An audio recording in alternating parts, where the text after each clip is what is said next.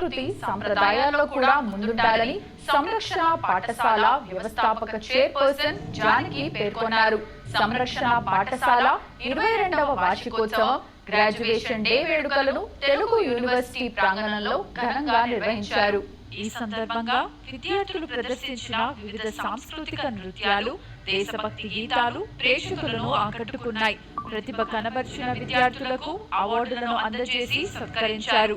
ఈ సందర్భంగా పాఠశాల వ్యవస్థాపక చైర్పర్సన్ జానకి మాట్లాడుతూ విద్యతో పాటు సంస్కారం, సంస్కృతి, సంప్రదాయాలను పిల్లల్లో పెంపొందించడం చాలా ముఖ్యమని తెలిపారు. ప్రభుత్వ సేవలో వివిధ హోదాల్లో పనిచేసి పదవి విరమణ పొందిన అనంతరం తన అనుభవాన్ని సమాజానికి ఉపయోగపడేలా చేయాలనే ఉద్దేశంతో ఈ పాఠశాలను గాంధీనగర్లోని కవాడిగూడలో 22 సంవత్సరాల క్రితం స్థాపించడం జరిగిందన్నారు.